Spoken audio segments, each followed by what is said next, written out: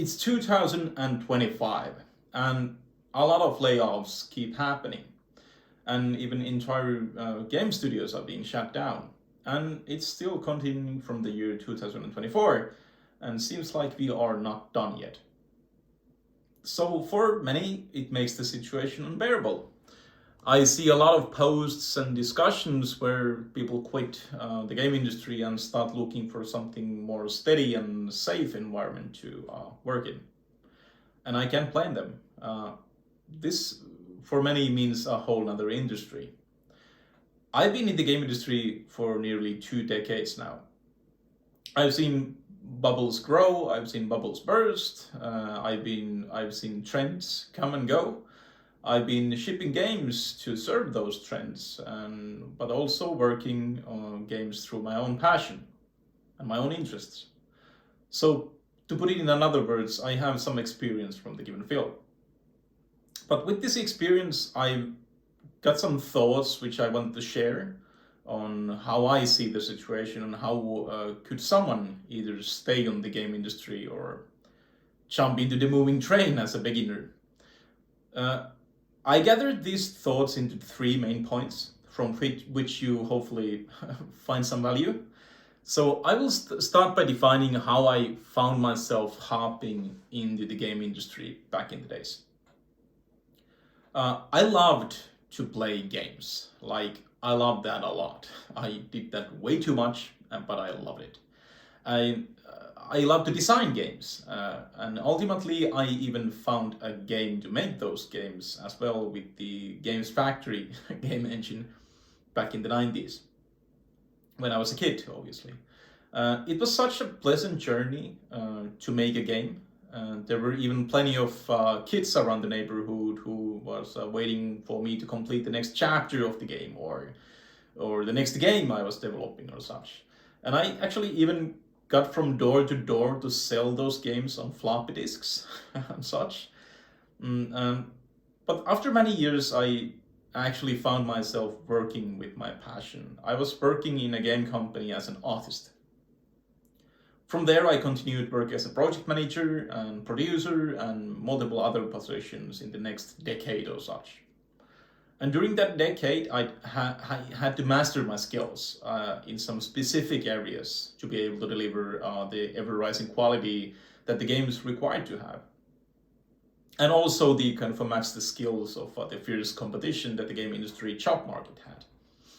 And during all these years, I kind of started to lose the idea why I started making games in the first place. To create those weird and fun games for people to experience and for the kids in the neighborhood and such. And it started to feel more like a burden than a fun discovery journey. And I felt lost. Jumping from a company to another, from project to project, only to find that it's pretty much the same.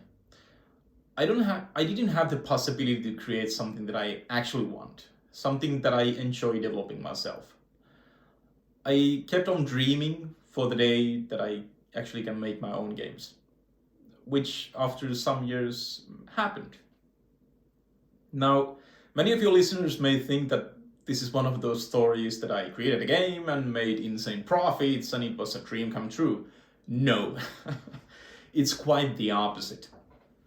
So the realization of how hard it is to create a game which actually get enough sales to pay the bills and such, the realization was hard as a rock.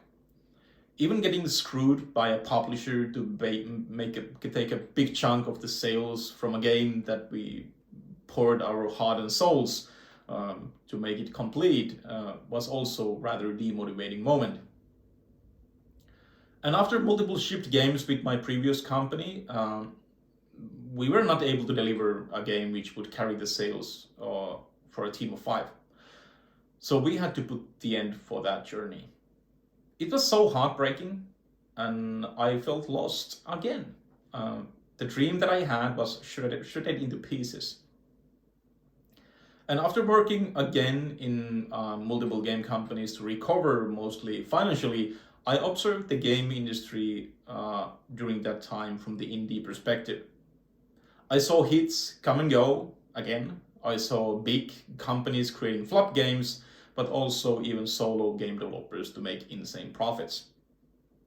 I kind of, during that time, tried my best to study these results and understand what type of games are profitable and what are not. And I just kind of, when I started to feel that I understand it, something very strange came out from the closet and made insane profits and such. And it was like, yet again, I don't understand what's going on. During that time, I was also able to help publish a game, which was on the front page of Twitch for a week, and it had even millions of YouTube views, and still we were not able to make to any profits from it. So there was no common thread in these successes, or if there was, those were the type of games I would kind of never like to develop myself. So again, I felt very lost. Why I share this background is because many of the people who start making games may have already gone through this or will go through this, which actually leads to the first discovery, which has made my personal development and game development much more easier and fun again after all these years. I've actually made a bunch of videos on my channel to dig into the given topics, so maybe watch those as well, and remember to subscribe to my channel to keep notified when I publish more. But let's get into the bread and butter of this given video. I make games as a solo game developer, and yes, it's a hard road to take, but it's still something which I find more kind of a pleasant for myself, and which has much more interest points for building actually games rather than in a big team, as an example. Like with all the tools everyone has available these days, you can actually create quality games by yourself without even being able to master each of these fields on the process. This in mind, I actually started a solo game developer mentorship program where I do kind of a personalized plans for people to help making games by themselves. So you don't need actually any previous experience in that, because we're taking account your current situation in life and such. So the pilot program is for a limited amount of people for me to try out different kind of ways to do the mentorship program, and it's also basically free. So check my Patreon link from the description if this is something that you're interested in hearing more.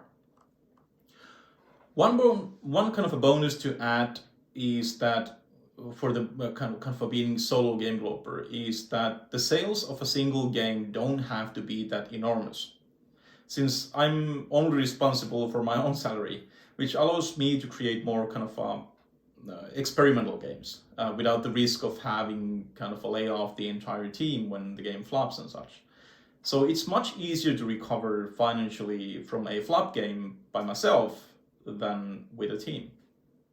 Which leads to the second discovery of mine. So if you stay a while and listen, I'll share my findings in creating the right type of processes for your game development. Because there will be a lot of flops when making games. And kind of to me, as mentioned, it seems that there is no recipe to make a profitable game. You can watch like hours of YouTube and go to schools and kind of learn stuff so much, but there are always kind of ways to increase your odds in making a profitable game, but the chances are never 100%. So yeah, it kind of seems that you can study and study and study, but the reality is that making a profitable game it has a big part of it, which is called luck. And the luck factor seems to be rather a big chunk in the kind of whole spectrum of the chances that you have. But I'm not saying that you shouldn't do you shouldn't do the tricks to increase the chances, but it's more likely that your game will not sell. And that's something that you need to take into account when making your games, because it's highly likely that it will fail. So putting your eggs into one basket may not be a very good idea in this given industry. So talking about tricks to increase the chances, like there are plenty of those, as some of you know, and there are actually so many tricks I can spend my time on that I would like to use, like all of these chances to increase it, kind of increase the odds to actually make a profitable game and get enough exposure for my game. But I think that's kind of the beauty of making games as a solo game developer, because I need to optimize the process. And with optimization, I mean the classic kind of a work smart, not hard type of behavior. But you just need to know which parts are the smart ones, and kind of because each game has their own unique kind of approach how you should be doing the marketing and such for it. But this doesn't only do the kind of for the marketing side, it's also what kind of a game you're going to be making, what are the genres, what are the tags and such. And if you're making a PC game from the Steam side, like understand the algorithm, how it works and such. But this leads to the third and final point of this video. So if you stay a while, I will show kind of the strategies I discovered so far. Those will not be something very super fancy, it's actually very simple things to keep in mind. And I've noticed that it's very hard to get any interest on social media for your games. I have an Instagram account, I have Patreon, and I have YouTube in place where I share my journey as a solo game developer. But these channels don't have basically anything to do with the traffic on my Steam pages. The kind of doing YouTube videos, Patreon, and Instagram content takes time, and it's away from the developing the actual game.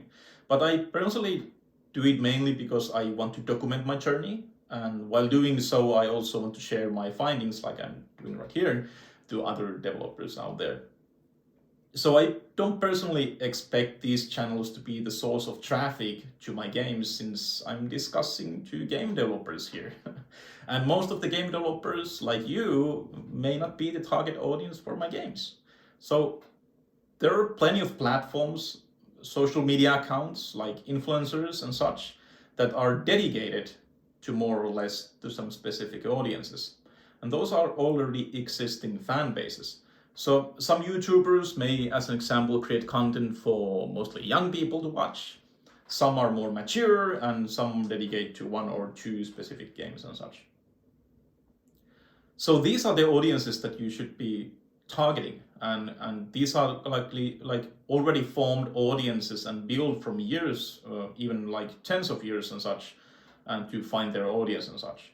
So that takes time, that takes a lot of effort. So kind of doing that yourself as a solo game developer, that's a full-time job already. But so I'm not trying to build my own social media presence to catch the interest of the games and kind of interest in the audience for my games.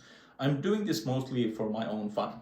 I just happen to like doing this kind of stuff, and not because I solely see as a promotion for my own games. Like obviously I do promotions in my videos, since most of my content is free for everyone to digest, so I kind of find it reasonable to show some of my works here now and then in return. So most of the viewers will not find my game interesting for them, but some will, and when that happens, it's awesome. But I don't kind of bet my promotion and marketing for the content I create here. Instead, I'm going to be directing my outreach to already existing influencers, press sites, and other existing audiences that are being formed or has been formed for years. I would even dare to say that if you would be only focusing in making games, you don't need any type of a social media presence. You would just need to catch the interest of some existing user base or user bases, such as influencers or similar, or press sites and such. But I still do it, like this one here, since I find it a good place for myself to reflect my own findings and kind of force myself to a deeper understanding of the topics that I learn, because I need to actually say it out loud for someone else. Another topic I would like to share in my findings is the effect of using the right tags and kind of building games for specific genres on Steam.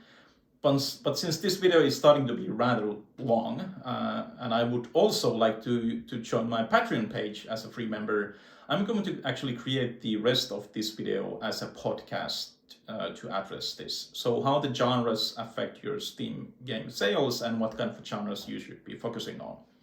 So in case you decide to hop into my Patreon page, be sure to register for the solo game developer mentorship program. It's basically free, but with a small cost, just to make sure that all the registrations are actually real people. So be sure to check that as well from the Patreon page. The link is in the description. So please hit the subscribe button, hit the like button on this video if you like it, and all the mentioned links and such will be on the description. So thank you very much for your time and watching till the end, and have a great rest of the week. So thank you very much and bye-bye.